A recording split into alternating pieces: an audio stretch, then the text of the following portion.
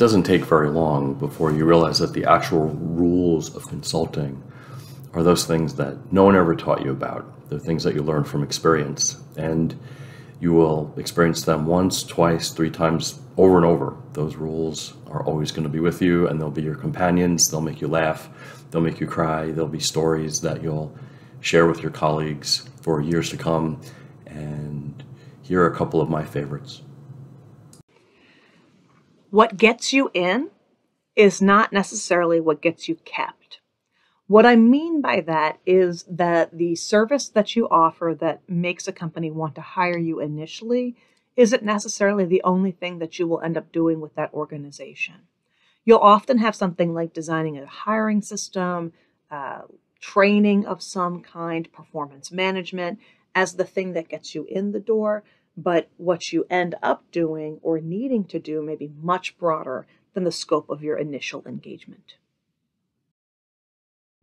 Rule number one, you're a guest, and that means you're a professional stranger, like it or not. You don't work there. You work for your client, and there's a professional and personal distance that you need to maintain, and it's hard. It's hard for you to be authentic. It's hard for you to be real, and it's challenging. But that rule is there for you to protect you, and it's there to protect your client. And unfortunately, for some of us, we're the ones who get hurt. So maintain that distance, be mindful of it, and you will just see what happens along the way. Being an expert is not enough. As it turns out, consultants are assumed to be experts. Your expertise is completely insufficient because it is assumed to be there. What you actually need to be truly effective is to be able to become a trusted advisor to the individuals and organizations that you work with. And that is not always an easy thing to do. Your value add has to go well beyond your expertise if you're going to have impact as a consultant. One situation you may find yourself in as a consultant is being contracted to develop a product solution for some challenge the organization is facing, or design a process to achieve a certain desired outcome. And that client want you to cut corners because they feel some of the steps involved, which they understand are necessary, would take too much time or give up too much of their perceived power, personal freedom, or control. But really, what they're more interested in are the optics that come along with saying you, as the expert that they hired, designed this process. You may find that they're more interested in that than they are with investing in the effort that it takes to create the time and space needed for developing a process or solution with merit.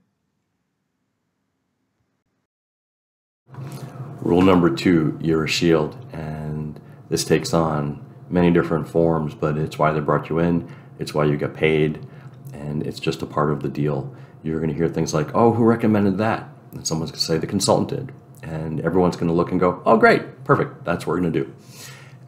Another form is the consultants told us to do this, and this is what we're doing, exclamation mark, right? That's a different type of problem that you'll have to face. And then it's going to happen. You will get a senior executive. They will take the report that you give them.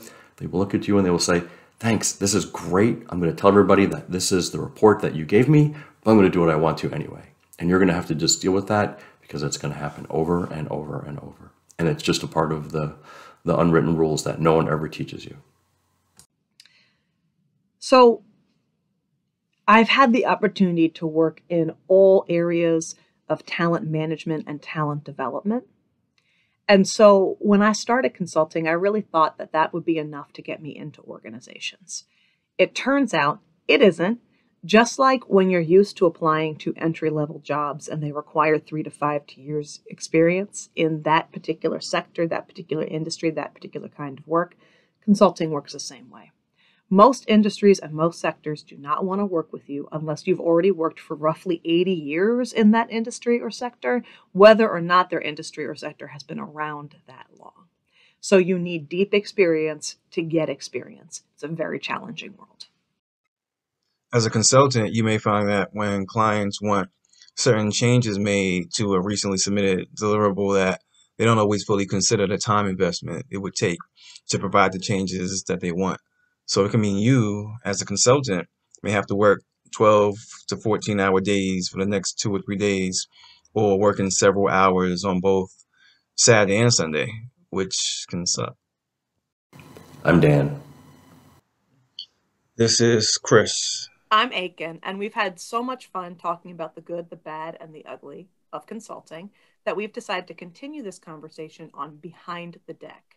In Behind the Deck, we're going to have a regular series of conversations about consulting, all of the things that you wanted to know and didn't want to know, and certainly didn't get taught in school. So please stay tuned. We're going to be here on the IO Soapbox as well as on other platforms, and we look forward to, well, not seeing you there.